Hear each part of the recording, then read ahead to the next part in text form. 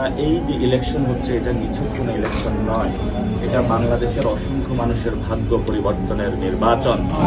এই নির্বাচনের মধ্য দিয়ে তরুণ যুবকদের চাকরির ব্যবস্থা হবে, এই নির্বাচনের মধ্য দিয়ে যারা আমাদের মা বোনরা আছে তাদের অধিকার প্রতিষ্ঠা হবে, এই নির্বাচনের মধ্য দিয়ে যারা ওসমান হাদি ভাইকে খুন করেছে তাদের বিচার হবে, যেই নির্বাচনের মধ্য দিয়ে আমাদের আহত এবং পঙ্গু ভাইরা যে অধিকারের জন্য রাস্তায় নেমেছিল ফেসিবাদীর মুখ থেকে মুক্তির জন্য, সেই মুক্তির যাত্রায় আমরা অগ্রগণী হব।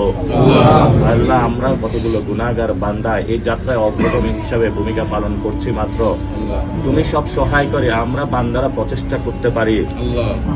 আল্লাহ, আমরা আমাদের ক্যাম্পেইন স্ট্র্যাটেজির মধ্যে ফজর থেকে এসা পর্যন্ত সাজিয়ে যাচ্ছি, তোমার দরবারে উপস্থিত হচ্ছি, মানুষের কাছে যাচ্ছি, মানুষের কাছে বলছি যে এই বাংলাদেশে যে ইকোনমিক ব্যবস্থা গড়ে তোলা হয়েছে রাজনৈতিক কেন্দ্র করে, সন্ত্রাসী, চাঁদাবাজি, দুর্নীতি করে তারা অনেক অর্ডার টাকার সম্পত্তির মালিক হয়েছে। এখন তারা এই টাকাগুলো বিভিন্ন মিডিয়ার যারা মালিক আছে তাদেরকে ক্রয় করতে তারা ব্যয় করছে, মিডিয়ার সম্পাদকদেরকে ব্যয় করছে। হায় আল্লাহ, তারা অনেক ষড়যন্ত্র করবে, সব ষড়যন্ত্রের জালকে ছিন্ন করে ঢাকা বাংলাদেশে এবং পুরো বাংলাদেশে 12 তারিখে যারা সত্যের পক্ষে, যেই প্রার্থী যেই দলেই হোক না কেন, সব সত্য এবং দিনের অনুসারী প্রার্থীকে তুমি বিজয় দান করো।